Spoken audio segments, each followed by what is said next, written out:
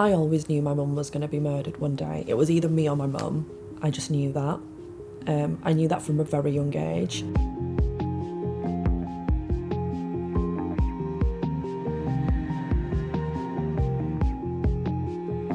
I am the eldest of 7 siblings, and growing up was really fun because I had amazing grandparents and my mum was just the best mum ever.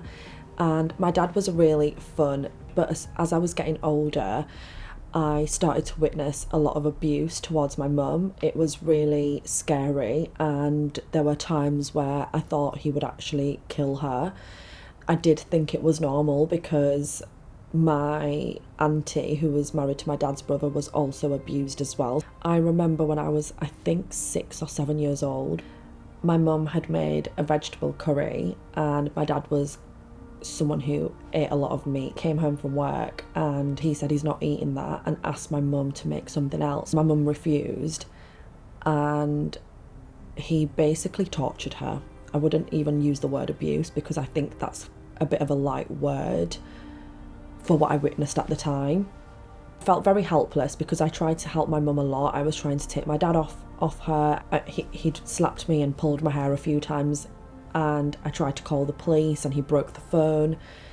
My mum's back was broken. She was covered in bruises. There was a lot of blood, and she spent a whole month in bed recovering because he didn't allow her to go to the doctors to get checked. She had a broken nose and a broken back, and she was heavily pregnant. And I was 8 years old at the time, and I just remember thinking that my baby sibling is basically dead. And then when I got to 10 years old, he started to abuse me as well. I always said I want to be a fashion designer or a model because I've always been a little girly girl. My dad started telling me that that's not the route I'm allowed to go down because it's going to bring a lot of shame to the family. Like, I was often called horrible things like a slag from a very young age, like the age of 11. And no matter what choice I made in life, my dad always found a way to shame me from a very young age. And so I remember, I think I was 5 years old, and my dad had slapped me because he was abusing my mum, and I swore at him. And I went to school, and the teachers had noticed this bruise on my face. I did not think there was any consequences or anything was going to happen because I did think at this point this was normal. So I just openly said, yeah, my dad slapped me. And then social services were called to the school. Because my mum didn't really speak English or have any family in the UK, my dad basically told her that the social services were going to take me and my younger siblings away from her, and we are never going to see our parents again. And my mum could potentially get arrested and go to jail for it too, because the social workers are going to think that my mum and dad are both abusing their children. And because of that, my dad actually persuaded me and my mum to drop the case. And then the abuse carried on. I don't want anyone to ever think I was scared of my dad, because I wasn't.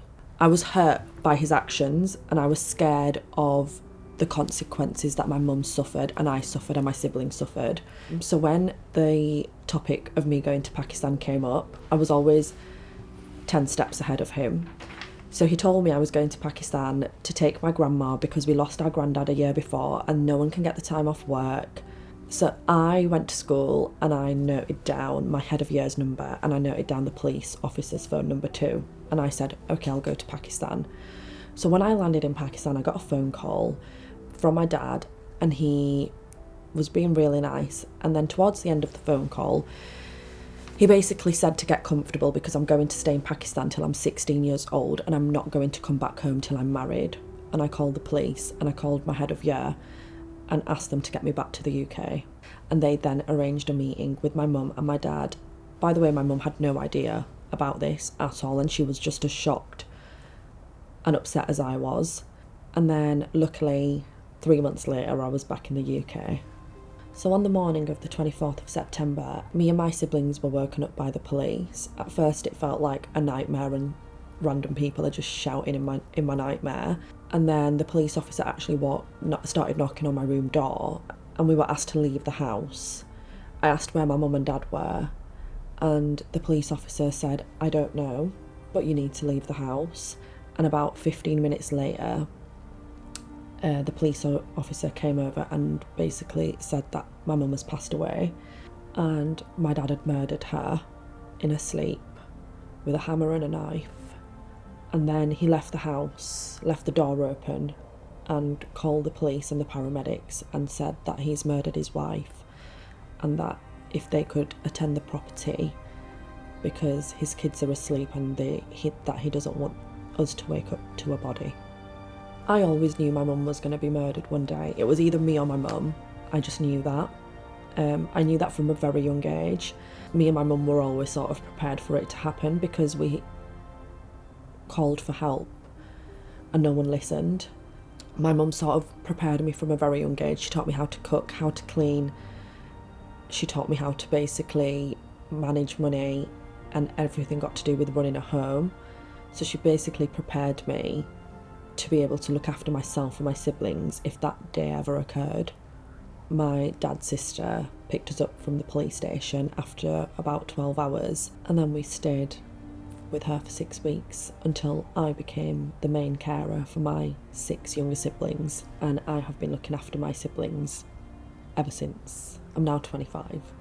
I remember speaking to work colleagues about what's going on at home, and because no one knew what honour-based abuse was, there was no law or there was no sort of education on it.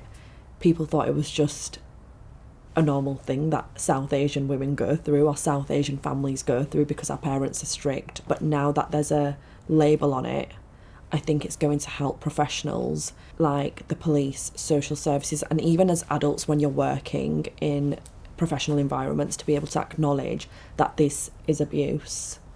When I was deciding what I want to do with my future, I did consider being an advocate for women and to do a lot of charity work and even possibly set up my own charity. But then I realised that there are a lot of charities and there are a lot of women who advocate for women, but there are not enough survivors actually going out there and pursuing their dreams and actually creating this life that they've always wanted to do. So I wanted to do something different, and I wanted to pursue modelling and my career in fashion and go back to what I wanted to do as a child and still be able to use my pain as a purpose to show women that no matter how you grow up, what you've been through, what you've experienced, what you've witnessed, that you can still achieve your dreams and be the person that you've always wanted to be.